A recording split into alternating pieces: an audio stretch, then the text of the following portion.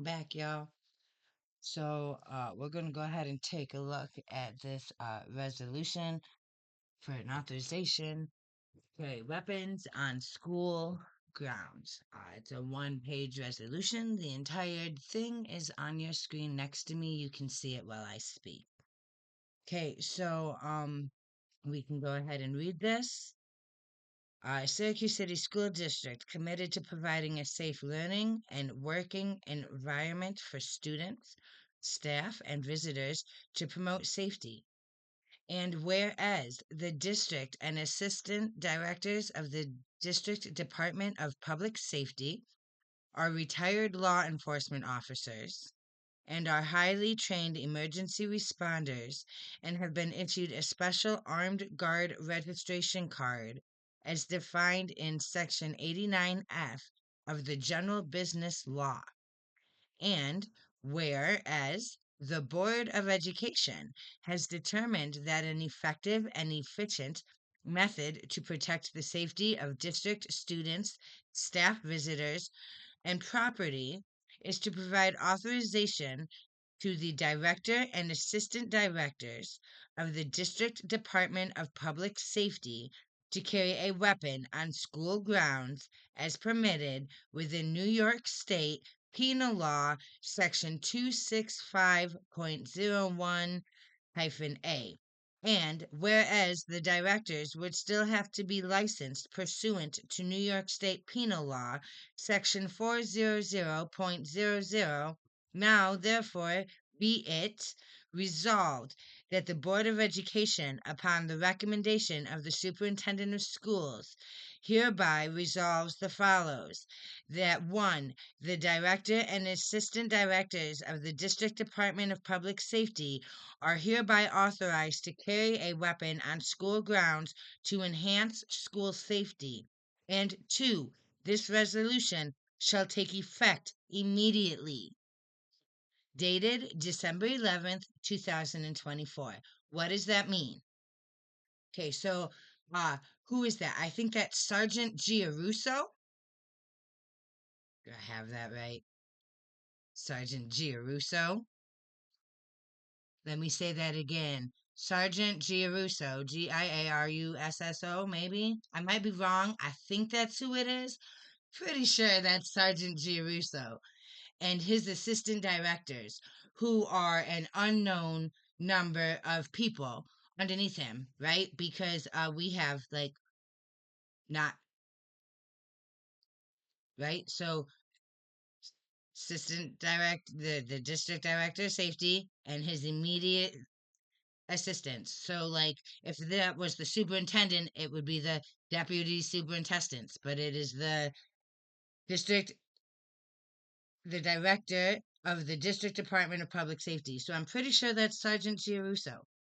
So, he is now authorized to carry a gun on school grounds because he's retired police. So, he gets paid by the district. So, what happened tonight, as Miss Bernal, I think it was, which I owe you an apology, and I'll get to that in a second. But just well, I have this.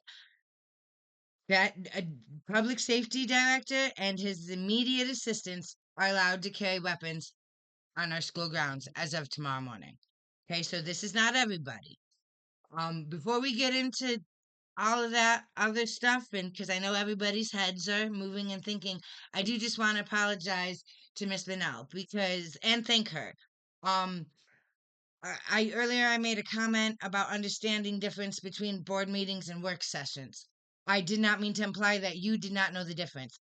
I want to thank you for coming tonight to that camera and speaking on this because I would have missed this. I was looking in a different direction and they've been so busy talking about safety at sporting games that this came on the agenda tonight and I didn't even see it. So shout out to Miss Grinnell for speaking on this because she is absolutely right. It is a big step to authorize school personnel to carry a weapon, whether they are police officers or not. Whether they are retired police officers or not, whether they are retired Syracuse Police Department officers or not, it is a big step to allow school personnel to carry weapons on our school grounds, at our school games, or probably anytime they're doing their jobs, right? Because it's the firearm is now a tool for their job.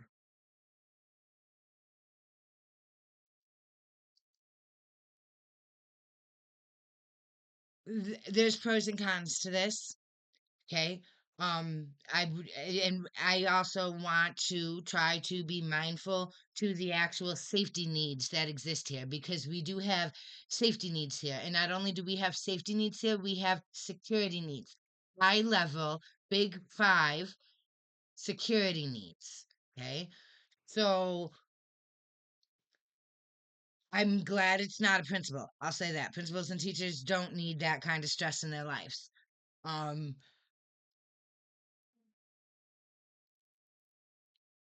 that to our sports parents who aren't actively participating in these safety conversations, um I do think that we are still looking in the same conversation as overall safety in a complex dynamic, right? Like there's no good and there's no great answer to any of this.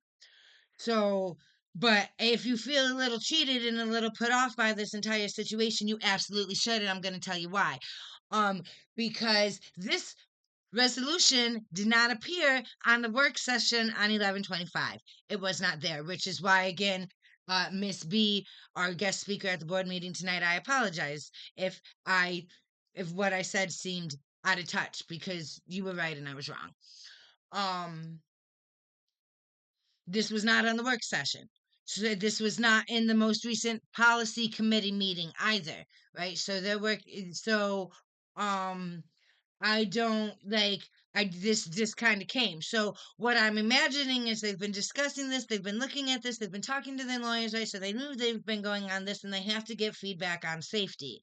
And now we understand why they've been talking so much and having so many events about safety at our schools and sporting events, right? So this is maybe a dozen people, maybe. And probably that's probably an overestimation because we right.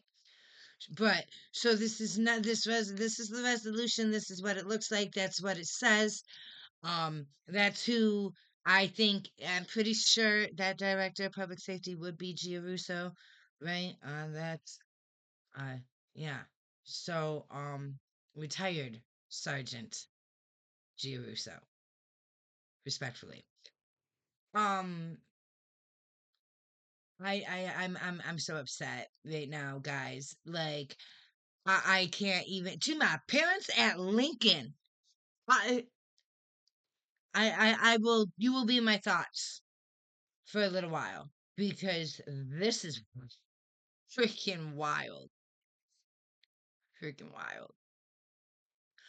Um, this is why it's important to pay attention to these things. And that's why I'm going to end this because this wasn't on the work session. They canceled one of our two annual public hearings this year, right? And then we did the other one, but they didn't advertise it. They didn't put it on the news. The only person who advertised it was silly little old me, and nobody made it. And now we have an authorization of school personnel to carry weapons, and it could be a slippery slope. There's that argument, and I'm not interested in sliding down that muddy hill tonight. Okay, but we do need to be aware of these things in our school systems, and parents and families need to be put onto these things. And when it doesn't appear at the work session, and when there is no real public notice, and when they're not going to blast it all over the media with their $100,000 media team, then the only thing we could have is policy 1510, which says that all of our board meetings are supposed to be recorded and stored for 2 years. So if you missed it, you can check out YouTube tomorrow night and see it for yourself.